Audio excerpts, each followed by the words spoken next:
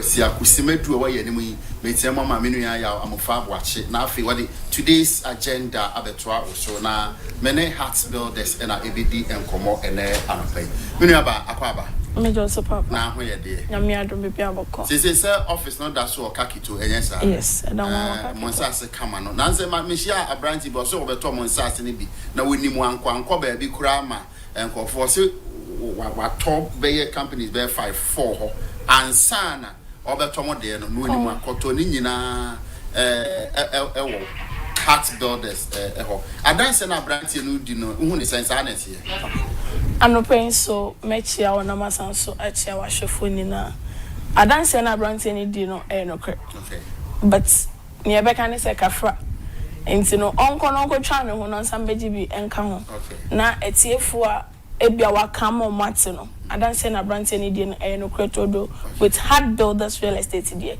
unya no ba bia age se yen ko a ye ho enti oni afoforo ni nkomo na amonsanso se asino ehena bi wona nhihye fofo de aba okay hard builders real estate sani munim ne dada ne yensase ne yeguso a ewo ne dudum ewo shy hills ne go pram sanso na chopoli so wonim shy hills a akoso mu kwansempon ne so onyapa monkey sanctuary ne ho kakra bia na chese wedu ho area ne sanso na obepie mu ewo old ningo pram directly opposite ningo secondary technical school no eho na ono so ewo obepiem ewo chopolia airport city enche an nyankopon yadoma airport betumi aba hono so onya pasagle government affordable houses no kakra bia na wadu yasase ewo chopoli ne so area ne sa enhyehyɛ ya heart builders real estate for ye de kan yensase pe ya ye bon dero ama obia atibi ne se yensase no ne bo eda form langats se bia eni ho emu nkratansam so fenchem enti bebi biara wo wote yen kan me kan for anopai e de amount say heart builders real estate nkwa na ye real estate company a yebetumi aboa na wanam so enya ensase pe ya ye di ho adanse no yensika ye de to yensase ni bo eda form 25,000 Ghana cedis and as 30,000 Ghana cedis and kanisika dada 250 million and as 300 million. I don't know half plot and as a full plot. No, a full plot. And at 25,000. Annie. And what they check Ghana for? Heart builders real estate a person will be senior assassin because a dime so rent will be dime. Now, but some person cry now salary like amount to you, but rent also. I was so to ya. When you was a landlord, the bape na one in baby. Hard builders, ya basi ya beboa Ghana phone na yet me ayi adwendwen e de efri so. Eno nti e na hard builders real estate ya koni low na obiansa etumi akambi. Enti e full plot 70 by 100 dimension. Onya no baby a e bi mo quarter plot and e bi mo half plot. But with hard builders e full plot 70 by 100 dimension. Sikaya mabubo so nyina ekura wa faweje full plot ani se kra na nyina so kra na se wo so emu fa na wo da honum sisi afabra heart builders real estate ye beje ni ya mo busumi nsia ani busumi nsia ana se afe ntem na wo de nkaye no etie ne kakra enye ye na ebetwa ma wo ne obetumi enya busumi bia wonim se obeye na busumi nsia na na sa afe no bedu no watu awie no na wetumi ayenesa e de amaye fefefe ye numbers na guso e wo screen ne so it baby biara wo share anasa wo tie yen no fa numbers no na free ena ne nyina na ebetumi aka wa ha no na yetumi aka no e wo eche ho ye numbers na guso e 0256 064 492 0256 064 492 and now 0540 226 276 0540 226 276 Heart Builders Real Estate your numbers here ya boboni ne woni ma kenka ho nyina active on all social media platforms and baby biara opese ushia Heart Builders Real Estate no ye betumi ene wo edi nketa ho wo honum fefefe ama bibia so etumi akoye ede ama Funny say me wo baby afin mate advert no pese me kwhwe kwan ben me fa so akwhwe Heart Builders omonsa ase no bi no me stigina said den aha na ese me top plot no. Okay. Heart Builders Real Estate senene da edi kan a wote yen kan ye office awashama Kaketo Junction ye ni branches bia wo bia Real Ashama Kaketo Junction inti baby biara wo a wote yen kan ye ne so befa Ashama ka na waka che driver na se mate se oba Ashama obeso Ashama traffic unye si ya Ashama traffic asa akura keto akura na etwema bisane se okọ Kaketo Junction ana ye numbers na ewo no obetumi ayeden afre Fridays and Saturdays and your quiet site visits. And Fridays and Saturdays, we can be your site visits. And up to 7 o'clock. Now we do a summer near the water now. Free travel, free air conditioning near the water. So at the water. A free yanjo she. Okay. A court no aqua she. Oba no baby. I dance here at the attract. Seven quiet. Only Heart Builders Real Estate for more kind of okay. In the next 1 minute, ebi anu bi everani onte akane ya okay. But in tofa ewo everkase mu mame within 1 minute. Me ato everto ndike mini banami. Nemle me anko if be Heart Builders Real Estate abales minye hoho. Me apa anyigba ekemile no focho na milendia agboso so megale me asile Shy Hills ningo pram play chopoli. 250 million Kenya ega hohoa egbefega 25,000 Ghana cedis like 300 million Kenya 30,000 Ghana cedis like egbefe currency me the brother said sikele kele mi ankosa mi lo pebe ne maudi e fida gbe kele mi apenkumegbo gede mi agile Ashama Kaketo Junction e te pede said sike ela mi atem akoide mi ape plot yaoji the brother said sike die lebe ya yukola oyagba na Heart Builders Real Estate eye mi atom akokoi eye na vakboy the father said sikele kele mi ankosa mi apena be so le screen aji ko eye ne na yomi nya de said sike meten selfie wa mi akọ emekuku akọ now Heart Builders Real Estate mi apa anyigba yo kemile no focho won apenu do wonu de sia dele mi asi no nya blocks bricks plumbing materials electrical appliances elekpedi to kwenye be na yo Heart Builders Real Estate ebe mi na poly tanks alumia or biodigester na we to kwenye be na yo Heart Builders Real Estate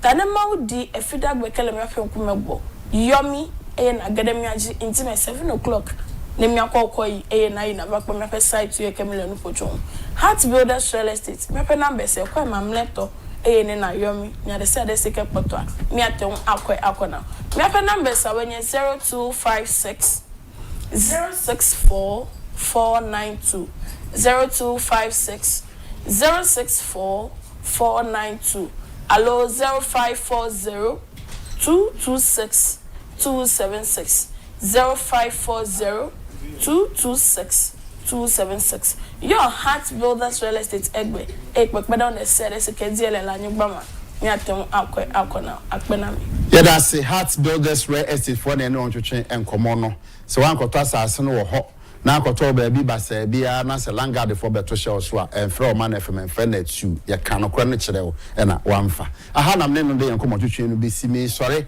ema meni ya mufabu ache one Benjamin Nage sanso na kwabena frempon e today's agenda abeto aso twen me dane me ho na owura ya mufabu ache abeto aso.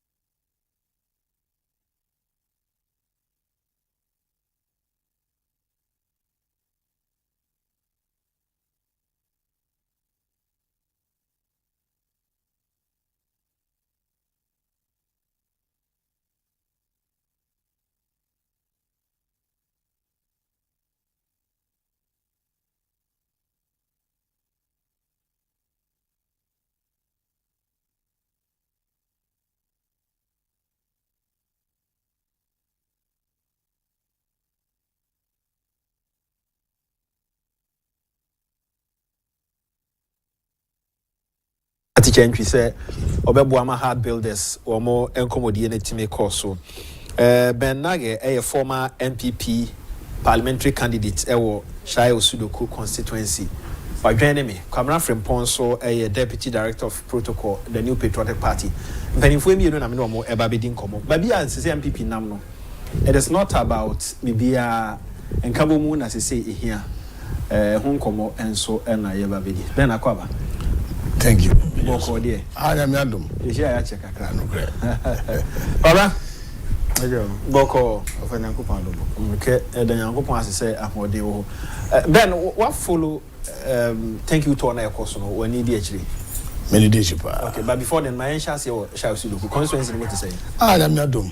Oh, here. Or shall do constituency from polling station all the way to constituency executives. And no credit.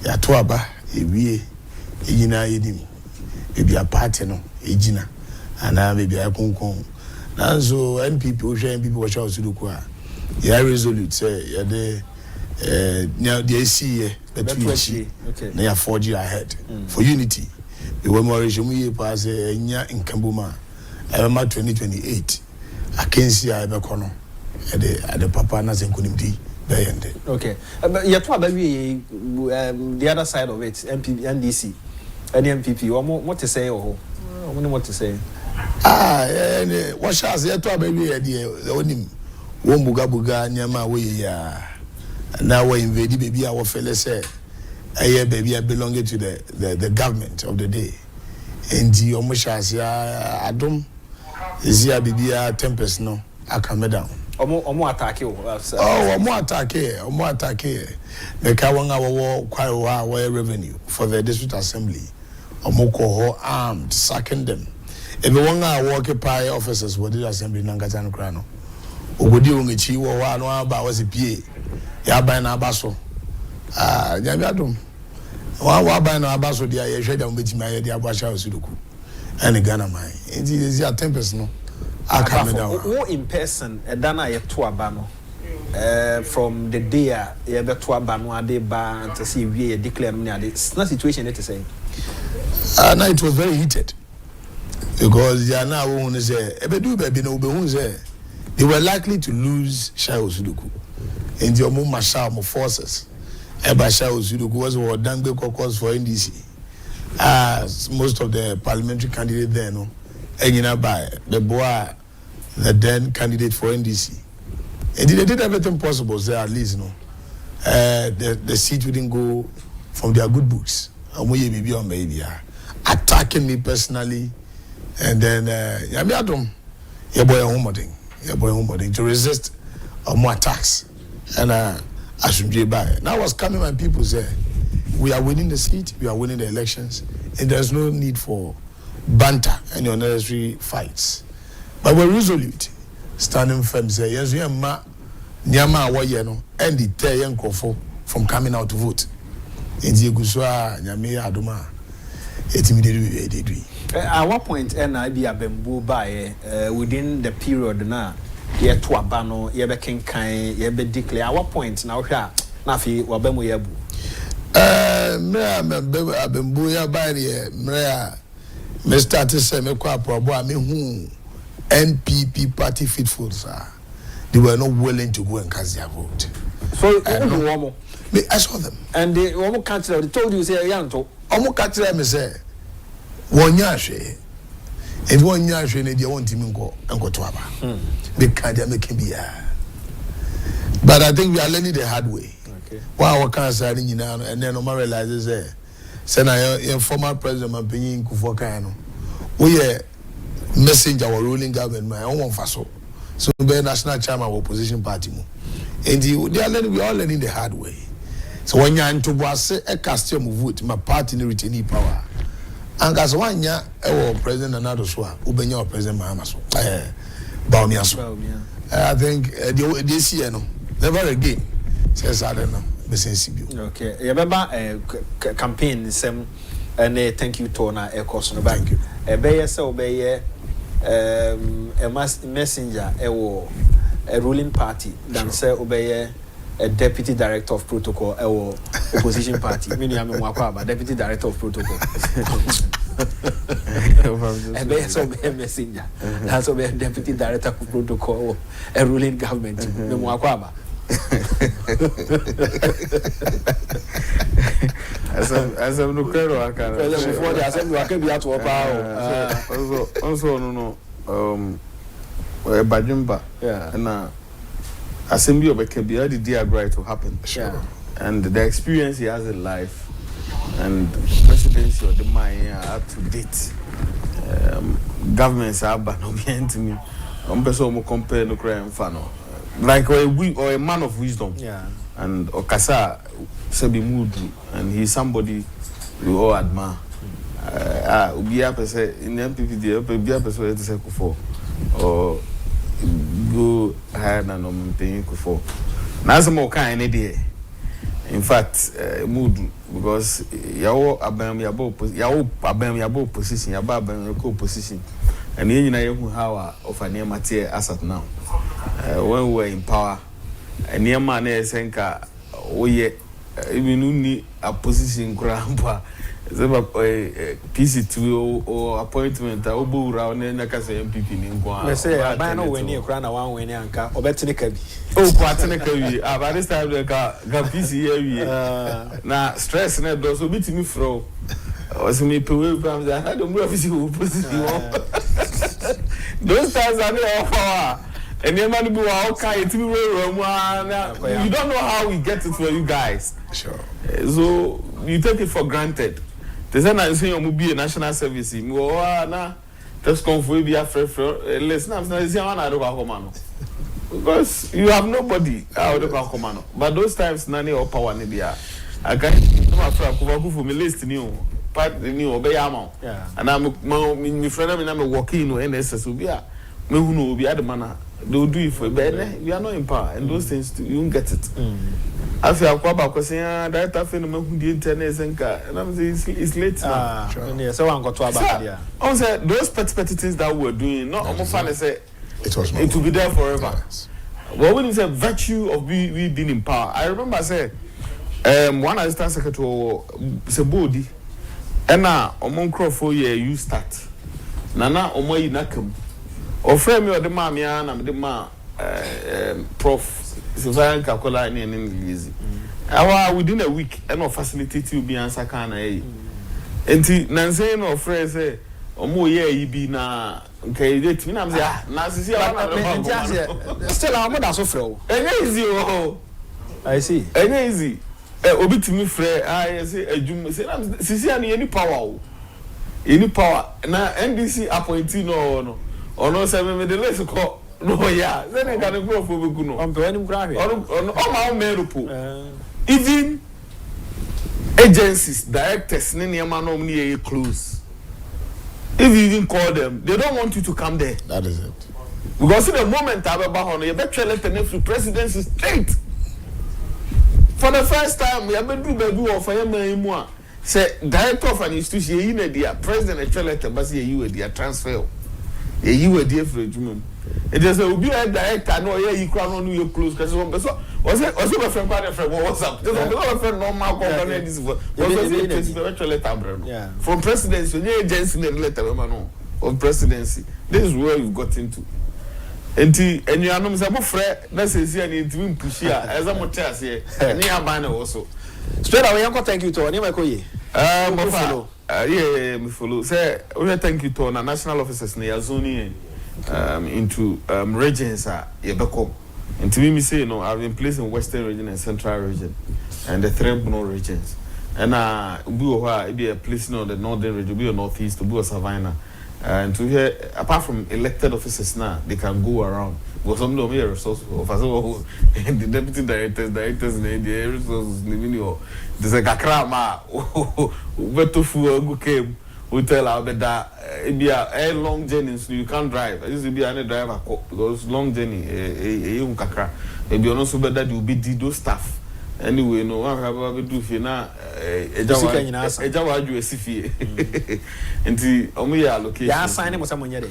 Oh, sir, we go to say we support your to support the program. Okay. And yes, ideally, we are supposed to say we are a protocol. Say we are supposed to be there. We are penny about where to sleep, how the program will go. You support, and those say, but yeah, assign it into each region. We go there. Be our assignment a bit more. But honestly, for better 2 weeks, the name home family said Western meant me and Kobe. Okay. And the two Bruno regions, honestly meant me and Kobe. Okay. I'll join. And now day 4. A Bono is to Ambako second, which was Thursday. So in the I'll join them because I come in zone area, mamma. So I'll join them in Bono East, maybe on Central region. So I'm joining them because those are the 2 areas the mommy. It will be more also they are part of Ashanti trip. More monitoring and feedbacks are in as much as there are 1 or 2 challenges, which is expected because part of the elections now under the 4th Republic. About 4th Republic, I buy out to so elections were performing worse in terms of presidential and parliamentary. It is time. I kind of say a yaw any sani man be dead near swano because one thing a high and they say in as much as some few people were complaining I'm fan serious like it wasn't to say na PC canon people had issues but been more man show man for winning them me sure say PC who say some electoral areas on the zone a man for no I imagine say did your monk or because you ka piece between one and one son and did in a drew. So mostly it is always good that a man for be show reaction and a man who say ye di yaw because of this and this near person losing story now soon diaba because it be so on them Emma soon diaba a babua am going forward nipa be year free dance at the end ya when you ba onim die Emma who say A, B, C, D, and Hano. And such a tall, in as much as you who some of these things, and no shouldn't discourage, say, because of an interest hot to turn, because of an interest stoppo, but rather it is good, says Animal, and it appears what also a quotidian special reaction for the person to know that you are any near Nayakabu, near making progress. It helps. And which has a part in a core. Such elections, we have parliamentary disastrous, we have presidential, even NDC and Ananka. We had the year 2000, we had 2004, now we 2016. NDC losing and Ominia 44. As NDC MPP as a political party, this is the first time Yako elections are you lose with that huge margin as a 41 as a 42%. As at now, pay easy results for the buy. This is our West. Say yeah, parliamentary. Now you're just 88 members. And the anyway, it's expected. The here say I'm telling to NDC for the thank you to Daniel Mabo. Daniel say be more chance kind of consul's office being a church up to me. Yes, choka. But rather no amount for sure more frustrations for people present to know. And those who think be honest who say okay first the all kind maybe one can you're not very active. Share together, then we make progress. Apart from Dr. Matthew Poku Prempa, one team no homo con. Why an anchor also says as a part of the team, maybe what answer here now won't count. Also, Dr. Matthew, I think so. Join no more Western North or so. Joining or more, but honestly, I don't know the reason why in Tia. Men can say be a minimum online TV. I don't know the reason why in Tia be our own joining here because Ocean Swa. Who say he's also meeting other groups. He say be a constituency chairman, regional chairman. I think say as a party be a rule because everything I will be rule be on also play to support the Nkabomuna Ekosono. And because I think say and yes I issue now he could have I think say some joining. And I don't know the main reason. I think say be one man a different assignment are all pretty on. I don't think they be a man enjoying. But who share the name say a man assignment. For that one, I can't speak to it. Okay. Issue, I mean, in there, I can't speak to it. Okay. I can't sit on live. So, what can say you think, say? You think something? I mean, may can say. Oh, Nimba, what do yes, I'm presuming it's a man assignment. And in the political party, so no. And you be an edible trouble in Tiamu because Sabi Nipakasa. and it's easy saying pakwakoton information, and there are some things that you hold it to the chest. Now, so on kwana na one be a leaders ni bi na nam. For that, I can't. I mean to me, minimum assignment. It be a specific. Say a juma we person now. Yes, a juma we mine. Okay. And now maybe or no so focus on. Apart from no, say them did busa me question. No, why na also say nka be was our team no. For now, me who say invitation no. I say invite all flag bearer aspirants. Say, joining, and I think say Honorable Ken. And I am who are only Dr. Baumiana, and I'm who could use a form to hobby. Honorable Francis, I didn't who know. Any others now, I believe, say, Yanton Sanfro so that it becomes more unified. Such one is almost frail. We should look for means, you be now more on board to make it more unified.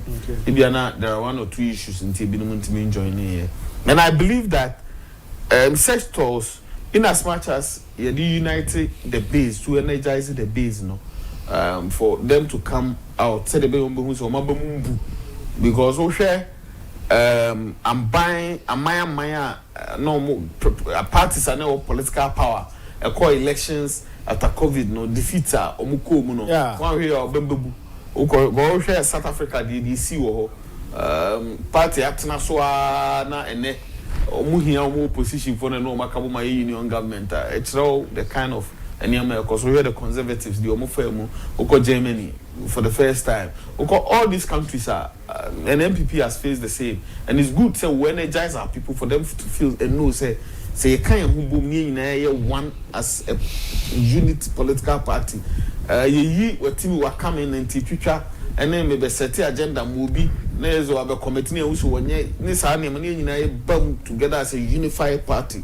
I can confidently say so. Looking at the votes, in 2020, the votes have become those be as and the votes on. Now, thank you. Out there was no way Mahama would have defeated us. No, we should bring everybody together and let them know that the Agyapong Nanado's administration is gone. You can't complain about it. What you can complain about or what you can hope for is for the new government to say a better flag bearership contest whomever the party elect, whether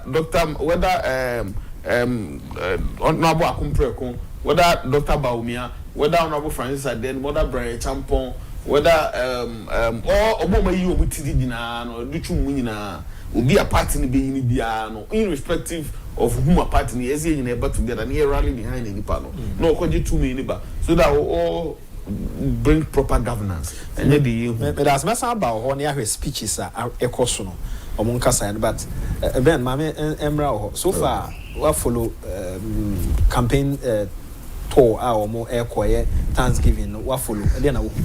That's it. When you're Bema, said I'm Emenia Bema, Kwamnakano. So far, so good. Okay. So far, so good in the sense, rightly to say, a political party are co-election. You lose elections. So no kind of the numbers are it lose here. Now within a party SAT within, we all know the issues are MA and PP co-opposition. Say yeah, thank you to her. They maybe say be pop up. They maybe say be unity. But it's good. Me, I'm looking at the timing. Timing I had to call thank you to. Okay. And the timing I had to be resolving issues. And the position a year for election 2028. I don't in the say presidential primaries issues of Nyama also doing the primaries and some keka in Chato so Nyama against the and not baby I do. But I'm very confident. You started from the Western region.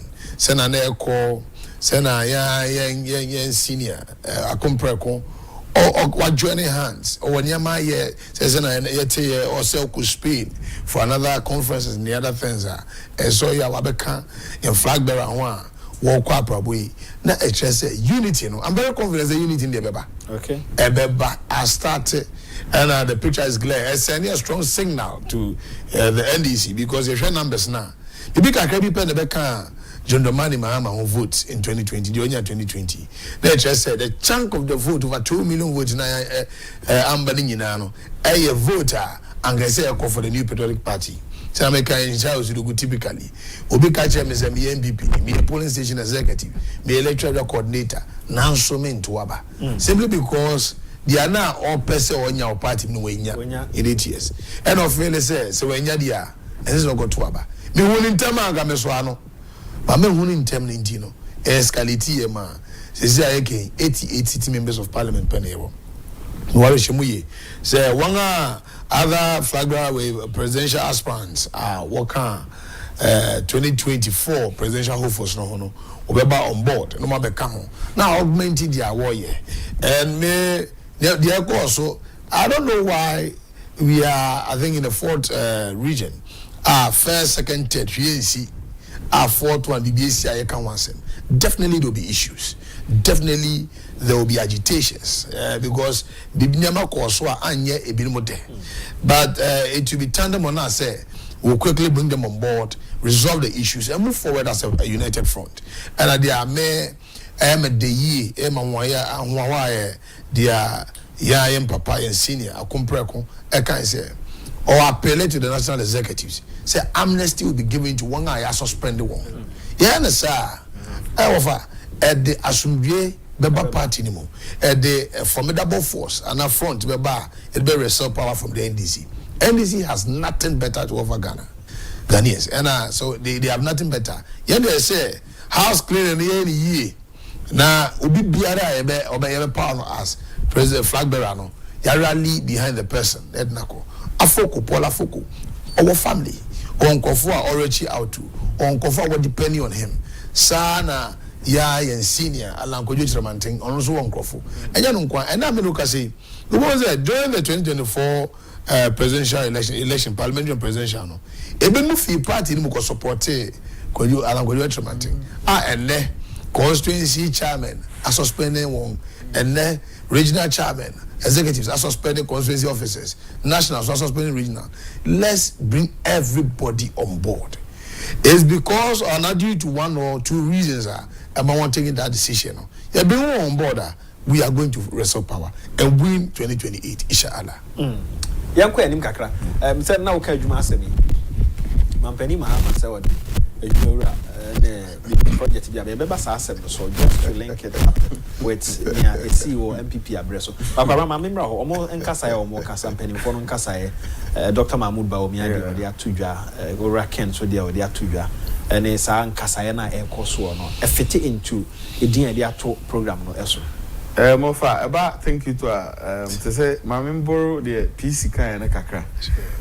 Kasa ye papa akompre ko kan say we should bring everybody on board no. I think say ye kasa mood rupa sure. And as a party see soon me make sure say the focus shouldn't be only Alan Chiremate and Paul Afoko alone. That is it. Because oko some consequences are over at the base no cramp no nkofo ya suspended omo me say after some abo Ken Kasa no cry upper west Ambrose Derrick also I'm suspending the secretary Omar reinstating say he can go back to Nejuma and this is what we want. That is it. Because reason I'm a binu man koto aban because we are polling station executive but community ni on the control on the influence I say we want to come now from poor nam we the example we the penny bi na osoma obi say nkrofo bi ha no monko hu no onko hu sa nkrofo no na ommaboa no me adwuma ma no omko na nkrofo say as say come now from poor kwa na ne kasa e ba be adwuma ma and then the penny ni ba be frame na me so okay me so me penny I say no so kase say ya so was that the no and there are people ya pamo omo ya mo letters see I'm from am back ya here 2028 ya beka say ba we laugh at the wrong side of our mouth.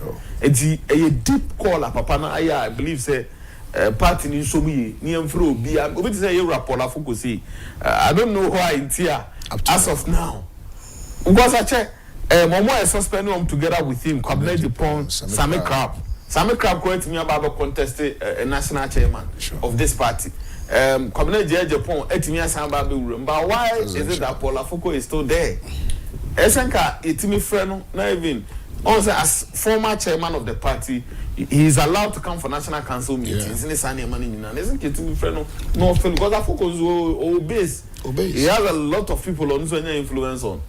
You lunch Ramatimi say me reading one a year now a former second MP say Agyapong so someone got 2 seats the whole deputy energy minister walk 2 seats at what see a friend of on board out to TV said Debbie and we shouldn't call them. Such people should not be entertained in the party. Oh, me maybe I'm sending away now. Such people should not be entertained because they everybody on board irrespective of the Nipanaye. So if you are Lanchramate, you be inviting a on board to serve as deterrent to other people. Obama ba them rabbit to whom any baby to who say I need to get the cano and then see it myself because Agyapong say oh dear, would you I know, and I'm in downtown so we are such people. The other to me and say, oh, party constitution, a womb clear say, so we call independent and will be a forfeiting a membership. But you bet me sure granting the panel amnesty near them and who say, okay, so yeah, parliamentary MPP now co independent. Yeah, now it be a 5 years and 6 years won't be contest elections or party. Bow your member. You're a member of the party.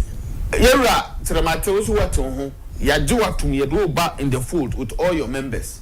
But you as a person, because of Fabia says, he said they may best serve as deterrents to other people in the future. Because we see a Polafoko, he said what over 10 years. When you know, I think it's enough. We're serving enough as a Timiba. Eti Omoa Ebi Omo frontier, Edi any Muko di Ebi independent candidate, you know, we can put in some small punishment via a best service as deterrent or Chinebi and moving, but we should absorb all of them into our fold so that we can build a stronger and healthy party. The only a year I think say I don't agree. Next one we discuss it was the Michael report. I can't say you know. For me personally, I think say needless.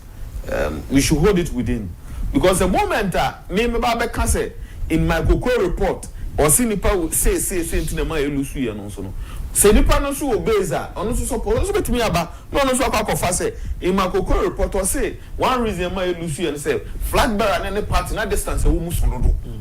And they were not ready to work with the party and also count them our party no elusu the moment we be come Ebeka say okay and a religion where say it will not help the party and as such no national leadership anyone should talk to them say discussion of Makoko's report should cease. We should halt it because so we can say Makoko report to say peace ko say enuntina ema olusu ye na peace supporters but say okay kwam na report na abeka o so ye say musumu ye say na acquire blame game the end will not achieve the thank you talk. That is it.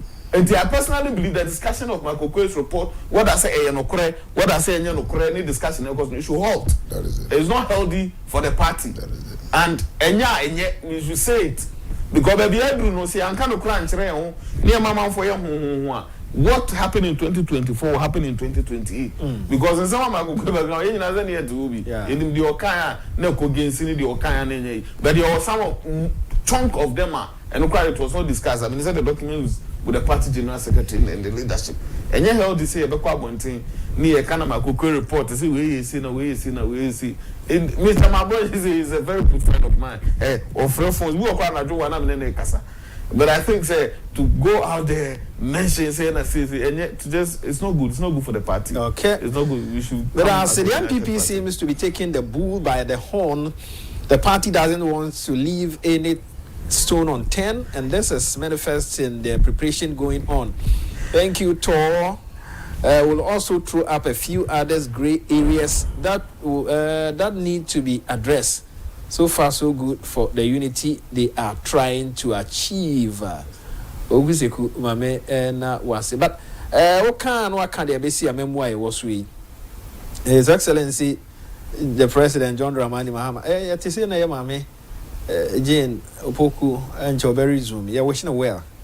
Yankopon abon ho bayama Ariana Kofom pa nti yada ho Yankopon ase e de amane ya wishing well. Yes, say na me mana hoden no mra metoa na adwuma so. 4-year mandate e de ama mampani ya ono ye running mate no mampani nko antumi nya adwuma no nti omra naja enim de o won so onfa meboa.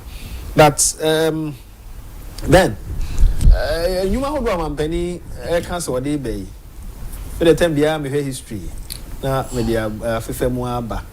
Charles Sudoku the first time oba no and you might be PP or crack until we are walking and feeling into so. Yo, but that's send me okay. Is he the can say propaganda will make you win power, but the reality will expose you. Propaganda need where they are Obeka and go better, but we need power. Ubenya president now open, but the reality on the grounds will expose you. It's about 4 months in power in office, and I me catch you there. Obi also a Jumara, Obi also or the day 24-hour economy ever. About very positive confidence into employment and job creation. And now look at what is happening with the education sector. In all the other sectors are all pam just like that. And no matter letters and a president to letter directly to a director. Simply because of let's say wow say one say so MPP new so you pro NDC you pro Mahama no a trouble. And I mean say wama junior officers wa promote one na senior officer to also my chief of defense staff army staff David no credit him. He has failed and I saw it coming. I saw it coming say Kessel to force it to be catcher and say Cocoa Pharmacy their MPP yemamono wo sisimu it is a cigar so mamo I could just say what mono pay bag no they say X amount of money in the MPP NDC bar your ben is mamo now about back I apologize say and he name the real issues he name the reality he name the cause unti fachenga na meka chegana for say no calling your meaning I am from Sokese we should bow and apologize to Nanado Dango Akufo-Addo. We should apologize to the MPP party. Say, yetimi ama NDC, a very scary alternative about power. I wouldn't blame John Dramani Mahama. I'm blaming Yayan Grofuna. A party, SRT in Omankotwaba. Me blame you. And we are learning the hard way. Yes, the hard way. And NDC has nothing to. Yo, I'm over. 24-hour economy, then whatever. One can hoshi, I relax. Hey, one issue, whatever. I did a trade minister so about other countries say 24-hour economy IDB. Where the episode policy stand on the Kodan. Oh, yes, if more. I'm going to a black foreign affairs minister. And I saw a course of mess or passport office in Yago. They say. As usual, that's what they do. Usual mantra they say, if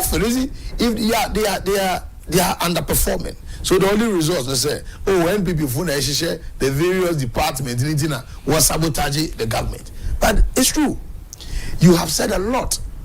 They didn't burn on 1 year. Okay, they didn't burn on 1 year. Then 1 year. But now the reality is staring at them, so they are confused. And they cannot create anything. We are counting the days, we are counting the days. And I'm telling you that Omampenyin John Dramani Mahama. And one share now say the cabinet ministers won't mean anything realistic and relevant for the ordinary voter or to Abama. And I'm telling you, the youth repose a lot of confidence in them. I don't think that Mr. said NPP Amanyokono will be resolute, will be united, amnesty will be given. Now from polling station, Grover was spending money to the national. It's not calling one back. Yes, I don't know. Mayor pieces be our call Oluzi parliamentary primaries, our call independent. I had the fortunes of the party about the parliamentary elections. Because say you will base a bit me winning. Now, any papa independent. The base will be divided. You supporting the independent candidate. It's a outcome I say you go against us. You're calling all these people back. The base will come back. Then we'll be able to fight them. But for NDC, they are in for their selfish gains. And they started exploiting everything. Yeah? And then we look at the formation of the gold board. Then what they are massive word for themselves.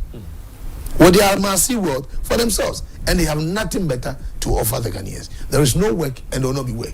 Says you what they embargo to employment so. Yes. These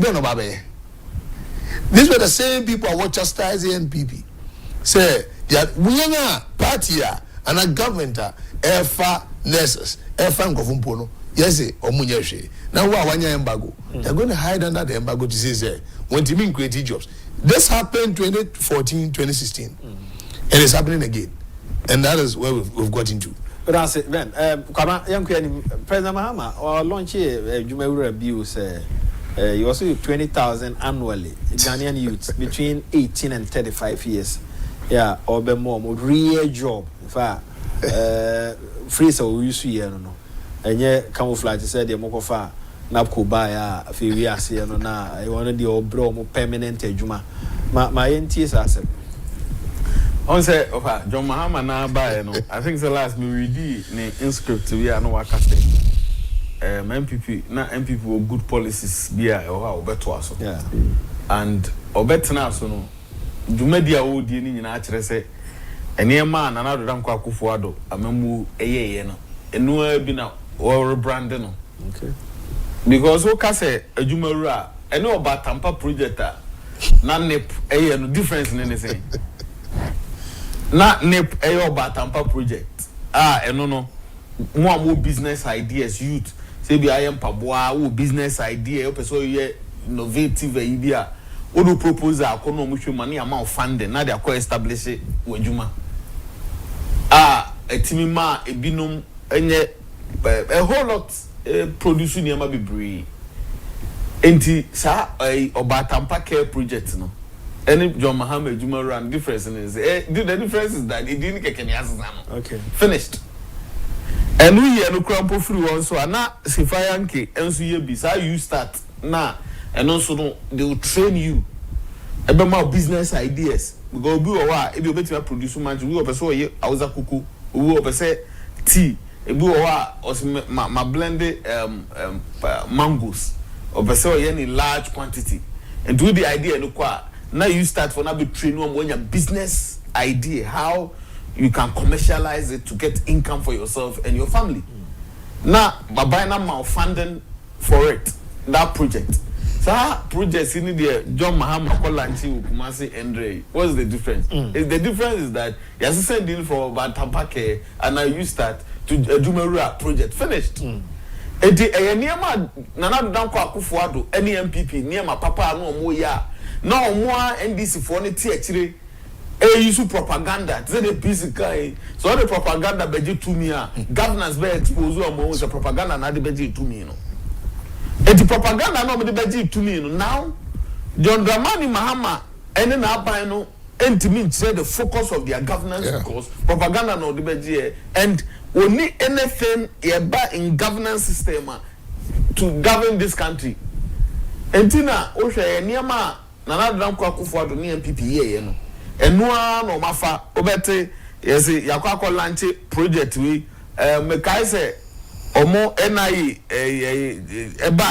NI director no oye osi o ye ba be NI link NI cast onim se sade no kwa ye no be 2021 grant enye bi na nra okuye to esan akọ launch a chip embedded passport meanwhile pray na na launch in 2025 2023 long time ago customers and omo na was compete passport pictures nyina no omo close app no ama ni nyina kem ti no passport office na nya agro. Can you imagine?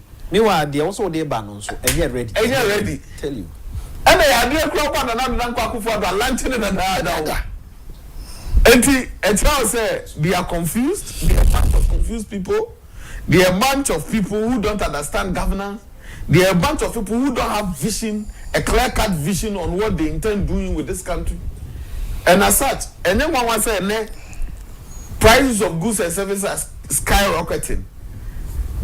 Samantha na yeton 88 cedis here do 130 nya agro ama madam fu bi o sim do currency ama hoto na go hoto grebe cost reso e je ni o mesi esimizia ko bo mesi na ewie ni proko because ade ade san price ne be cost reso nte in terms of governance the NDC has clearly shown say Enyema Ghanaians made a huge mistake by voting MPP out because and near ma complaining about yay as a party nanado abino they are even doing worse and near my papa nanado danko akufo-addo ye no just give it a new name and implement it and tell Ghanaians say they are finished and the John Dramani Mahama and then I'm no more there offer but they say you 2028 by the close of this year among for a new amount a better people will regret for voting for MPP. I don't know. Ora Solomon Kwe said MPP for who were complaining so when you are here and I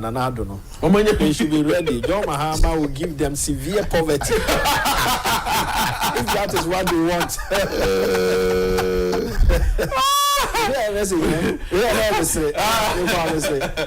Severe poverty or neighbor. Because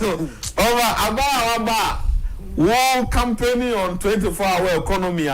Monam say mo ba yenua no world afo mo betiti electricity so mo be provide bi anajo omo yitire ene ne ema nyina ene light na way just wunya bi kra ni ateso ama se wunya bi ene ateso wunya bi kra na no bo edin a wo do ba manage ni say see a ne bo na edin no kra wo say nya light ni ene ade aye wadwuma. This is what the real people should be complaining about. Benjamin, your closing remarks. Yo, but I say, the American United say NPP, send a chance, no, young Kososa. Man, Ukrainian me are very confident. Say 2028 we are going to win and win convincingly. And they start with the house cleaner, we're internal house cleaner, Now, Michelle numbers are AP for the thank you tour. Encouraging because we are getting numbers. I won't say genuinely no. Oman way the alternative. I won't say I mistake but surprisingly mistake was about for 4 years. Yeah, 4 years. How much you womb? Dumso also the way they are dumso. We are super dumso. You got dumso. Etime court is obi a sebi. John Jinapolo ote ECG no oduma no aso. Oduma no aso. Amomo boni ayeka. Na me pese Sam Jordan. Sami Jimfibe pie na wan kan wasem. Ba wan kan wasem ma edi. Simply because we are comfortable in their zones. Then they burn and go for yanje. Malik Basintali ene share job also create. Bet, soccer bet. Another job I will create I will try all over. Propaganda. If you use propaganda to win elections, these are some of the things that happen. But the end, they say, "Wababa retrogressing the economy. Wababa ma a memona nanado nango akufo-addo. What do you do? Pedestal do no. Ye ko ye chimu. NPP all the time no. Ye be ko NDC dey be ko echi. They sound the 5 echi. Na dey aba. That means say cement bag enu akwa na kan ga be 30 cedis. But we be edu.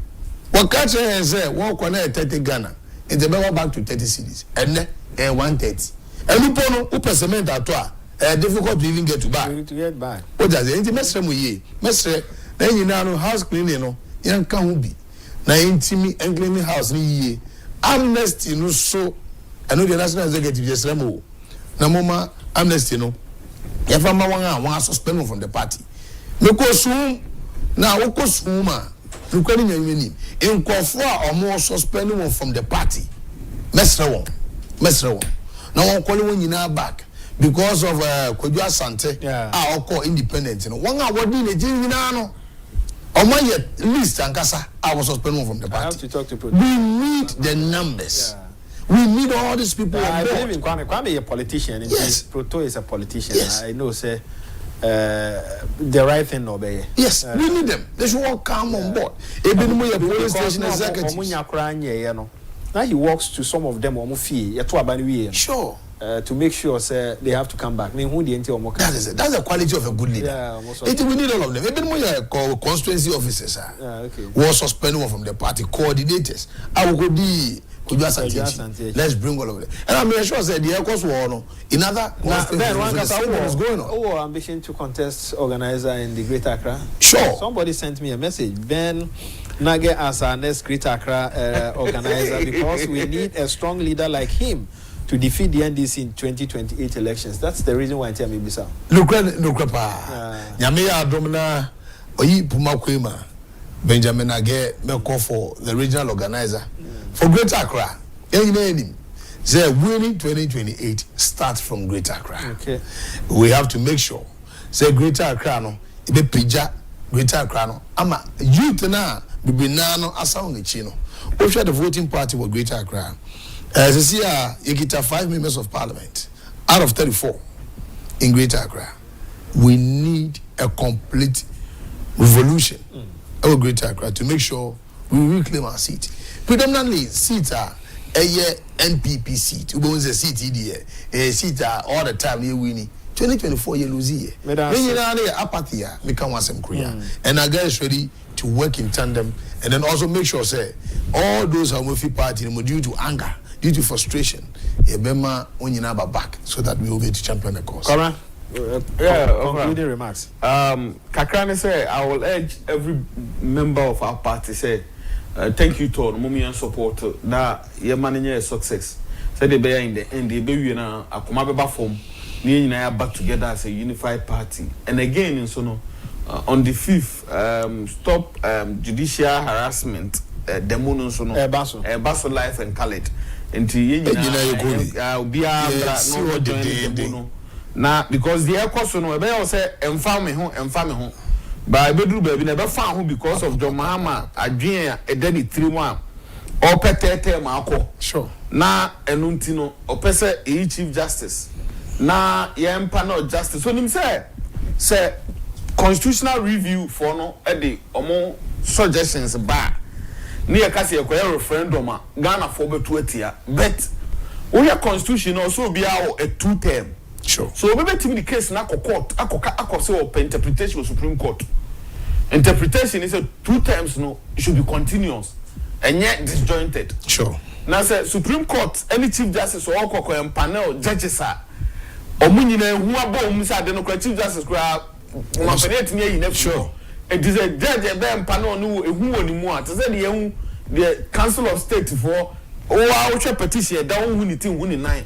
Na Council of State for experienced men and women.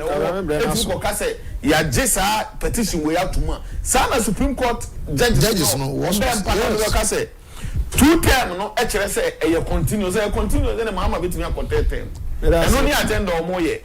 Until we should come and support this self judiciary demo on the 5th no ye nyina ye mbra ne mani nye gegem. Ne hum koma Joma as a Ghana Deputy Protocol Director for coming. Ben, support too. For a good cause because Greater Accra regional organizer, you deserve it. Thank you. I'm seeing today is honest. To be a parliamentary candidate or shall look where you grow. So until we say uniform, we'll continue to pray for you. Say, Ubenya Hodin or the Bay Jumano. If you had a cancer support tour, not just a coin of your beam. You'll buy in and go here. Can't you? No, could be a chance. Ebusia for hani yedi dwuma de nyina sie ebre no ko production team ye na mu nyina wase mpanimfo nso amoba ye da wase medi e de ya amofa bo achi nyame ya domo a ena nwumre sa ho de wo ho ye besan ba na ene mu abehie oboling point so akra